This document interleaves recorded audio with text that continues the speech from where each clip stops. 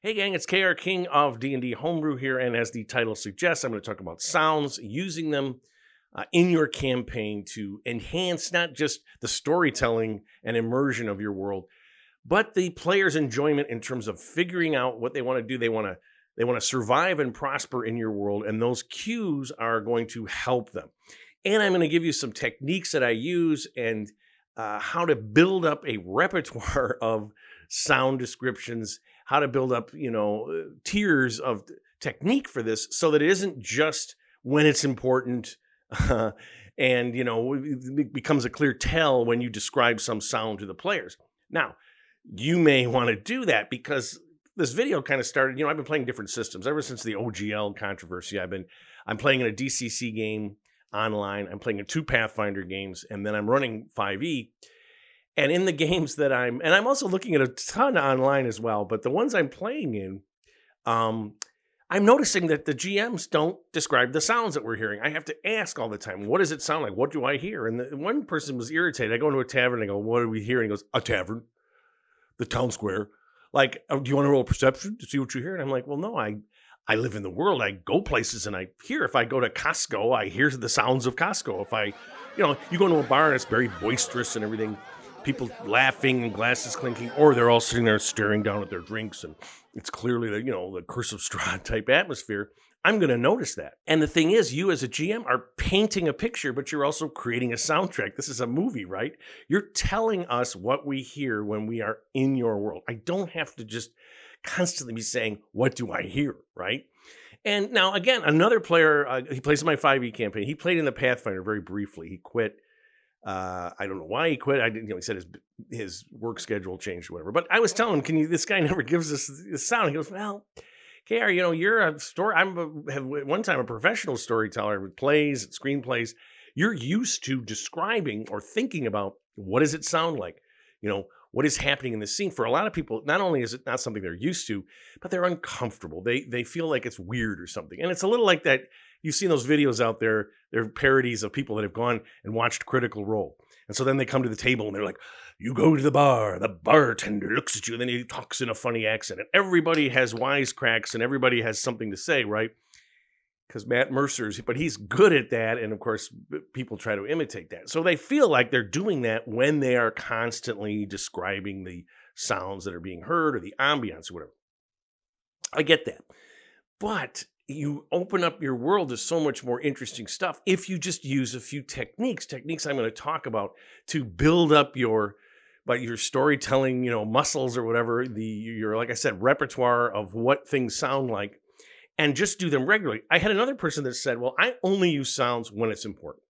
If the players need to hear something, I tell them. And I'm like, well, to me, that's a metagame sort of tell. I want the players to, if they investigate a sound, then, okay, they get a reward for that. But I'm not going to just be constantly telling them, oh, there's an explosion in the distance, right? I don't give you any other sounds but that. And you go, what distance? How far? Just off somewhere. Again, so what you want to do to avoid all these issues, or maybe you don't want to do them because you want to just only give sound information when it's important, is to start off simple with ambience. Whenever the players enter an area, whether it's the town square or the long-sealed tomb of the Mummy Lord, you're describing what it looks like, but what do they hear, right? In the town square, there's people hawking goods. There's, all sorts of activity. People seem to be visually, they're not, staring furtively at the ground or anything. What do they react to the players? Does everyone just stop? You go into a bar and everyone stops talking and looks at you. That's a little different than if they ignore you. Now, again, if you're in a tiny village where no one visits, maybe people are going to do that anyway, whereas in a big city, they're used to strangers, okay. But in any case, you want to give the sound cues as to what is happening, what has changed about the ambient sound. And you want to just build up your repertoire or your, technique of always describing what the players are hearing so that if, they decide to investigate or there is something out of the ordinary. So, adventure hooks. The classic is a person comes in the tavern where the players hang out and says, I got a job for you. My daughter's been kidnapped. Okay. But what if they're in the town square and suddenly they hear a scream and someone says, oh my God, she's taken them. And they run over and they look and the father's there and he's been stabbed. They kidnapped my daughter, right? And it started off with a sound cue. They heard something, right? So think about what the different ambient soundscapes, to use fancy language, would be for different places. When they enter the long-sealed mummy's tomb, right, they're not going to hear anything, right? It's no one's there. Whatever's there is undead and doesn't make noise. But it's not totally silent, because when they walk across the floors, dust and whatnot, their boots crunch against the dust and whatever. And here's another thing. Do they stop and listen? The ambient sound is total silence. Do they listen, and do they all of a sudden hear some faint, like a scraping sound, right? What is that, right? Is there something alive? Because the tomb could have an opening to some underdark place or a cavern that does lead eventually outside. It doesn't always long sealed from its original entrance. But whatever it is, if there's something there and they hear some scraping, again, if you've ever heard claws on a floor, if you have a dog or a cat even, they make a distinctive sound. So that's where you create this ambiance of total silence and then any kind of noise. And if the players stop and listen, and they will do this once they realize you always create an ambient soundscape, right? And then they're listening, do I hear anything, right? If they enter a dungeon and they hear all sorts of noises far off in the distance, guttural cries or crashes or whatever, because, sound echoes across the walls. Although in a very elaborate dungeon, sometimes it doesn't echo as much. But they're going to know there's things in this dungeon. There's things going on here, right? And that's the ambiance of the dungeon. You're just going to hear this when you enter. The ambiance of a swamp or a jungle, there's all sorts of animal activity, birds crying, whatever. It's noisy. The ambiance of a very crowded bar, you can't hear yourself think, right? And so you hear tons of voices, you hear whatever. But the players may hear a voice that, and you could use a perception check or whatever, or they can just, if they're listening, that they might recognize. And that's where they actively direct, there's somebody here that I've heard before, right? Something like that. But the ambiance of it just depends. If the bar is unnaturally silent or everyone's real quiet, and they hear someone murmuring or whatever at a table unusually loud or whatever, then that's going to be a cue for them, oh, there's something interesting over here. Now, the thing about, you've created the ambient soundscape in your world. And the thing is, in terms of us surviving in the world, and also dramatic storytelling, when you watch a movie or you're reading something, is a change in that ambient sound or something unusual occurs, then the players or just you in the world are going to snap to attention. You're in the woods. If you've ever gone camping, right? Any sound in the woods, if a twig snaps and you're in a tent or something, you're awake. You're like, what's that? It's a maniac that come to kill me, right? That kind of thing. The sounds are very much exaggerated when you're out in the woods like that. We are attuned to the ambient sound, and then we are attuned to any difference in it, right? And again, it doesn't always have to be something in a D&D setting. But the thing about that is, if you're constantly having, a twig snaps and the players all get up, they're at a long rest, they wake everybody up, and then nothing happens. It's a little irritating, right? You don't want to be. You're not trying to fool them. We're trying to thrive and have fun or whatever. Maybe you're rolling a stealth check for whatever is, trying to sneak up on the players, and it blows the check, or whoever's sitting there, the passive perception, or however you want to do that. So there's a noise, there's a snap, there's a rustle, right? And if whatever's out there realizes, I just stepped on a twig and snapped it, they may get perfectly still.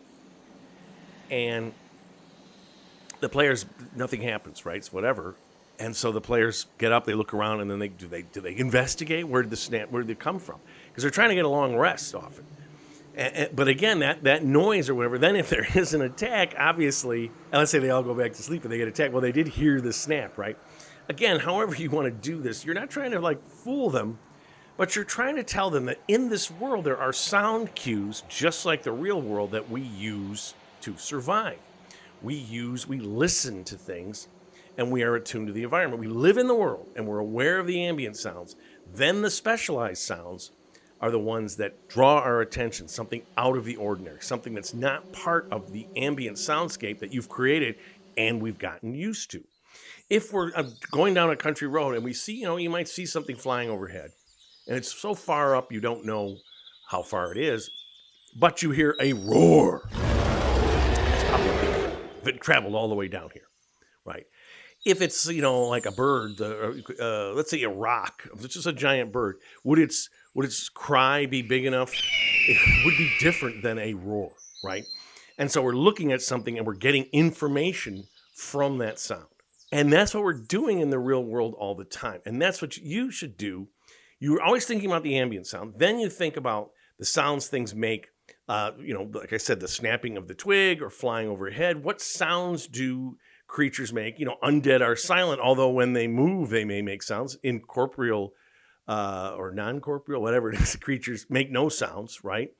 But all other things make sound as they move, as they rustle through the forest or, a desert. We think of a desert as, potentially not having, there's wind all the time in a desert. There's nothing to block the wind, so it's always windy there. The sound of sand, the sounds of whatever. And sounds travel across there. Now, again, the wind obscures them to a certain extent. But there are certainly sounds. If you go to a jungle, there's just birds and activity and just, barely hear yourself think. Polar things, same thing as like the desert, basically. The sound of the wind is just a constant thing. And here's the thing. You can have wind where the players can have a hard time communicating with one another. It's so loud with that wind. If you've ever been in an Arctic environment. You're in that kind of environment too, you're going to be worried about surviving, right? But that sound is going to overwhelm things. I wouldn't necessarily say, you can't hear your spell go off. But although if you want to do that, but I wouldn't. But certainly communication between them, noise. And then, of course, if there is no sound, the players talk.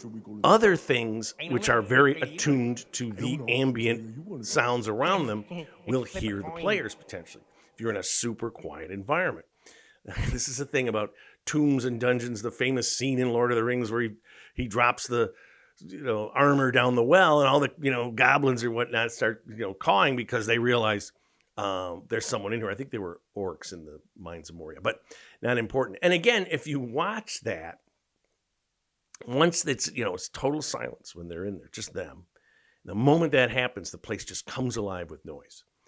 In a movie, you also have music, obviously, but that's the sort of atmosphere when you're hearing that, when you hear drums in the distance. So again, a classic sound because I think that a lot of creatures, orcs and things like that, would use drums to communicate. Just like primitive peoples, Aboriginal peoples and stuff have used forever to communicate over distances because you hear, and then they have all sorts of codes that they use. If the players in the ambiance of a forest suddenly hear drums very rhythmically, it's going to get their attention.